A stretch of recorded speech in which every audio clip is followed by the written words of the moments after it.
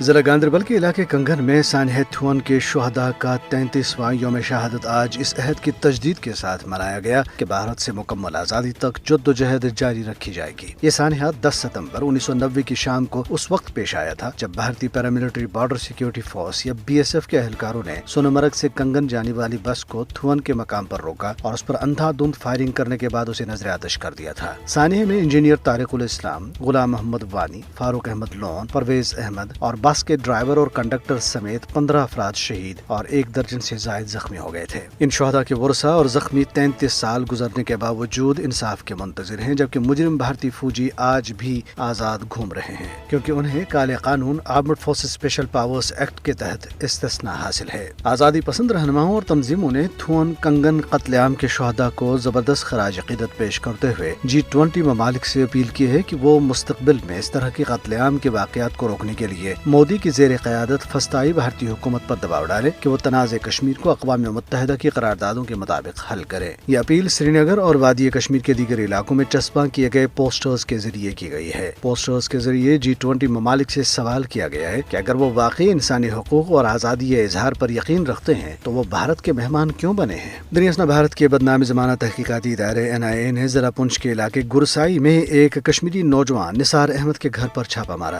نثار احمد کو ایک جھوٹے مقدمے میں پہلے ہی گرفتار کیا جا چکا ہے اور وہ اس وقت جیل میں مقید ہیں۔ NIA کی ٹیم نے پولیس کے ہمراہ چھاپے کے دوران کچھ دستاویزات اور برقی آلات کو اپنے قبضے میں لے لیا۔ ادھر محکمہ پبلک ہیلتھ انجینئرنگ میں یومیہ اجرت پر کام کرنے والے ملازمین نے جموں میں اپنے مطالبات کے حق میں زبردست احتجاجی مظاہرہ کیا۔ احتجاجی ملازمین نے اپنی مطالبات کے حق میں اور قابض انتظامیہ کے ساتھ ساتھ بھارت کی حکمران جماعت بھارتیہ جنتا پارٹی کے خلاف نعرے لگائے۔ احتجاج کے دوران ڈیلی ویجرز نے ان کے مسائل حل نہ ہونے کی صورت میں 4 اکتوبر کو شہر میں ایک بڑی ریلی نکالنے کا اعلان کیا ہے۔ پاکستان کے وزیر خارجہ جلیل عباس جیلانی نے کہا ہے کہ کشمیر ایک متنازع علاقہ ہے اور دنیا کے کسی ملک نے اسے بھارت کا حصہ تسلیم نہیں کیا۔ ایک میڈیا انٹرویو میں انہوں نے کہا ہے کہ پرامن تعلقات کے لیے بھارت کو ایک سازگار ماحول پیدا کرنا ہوگا جس میں مقبوضہ علاقے میں 5 اگست 2019 کے اقدامات کو واپس لینا، بھارت اور مقبوضہ علاقے کے مختلف جیلوں میں غیر قانونی طور پر مقید تمام حریت رہنماؤں اور کارکنوں کو رہا کرنا اور جموں کشمیر سے فوج کا انخلا شامل ہے۔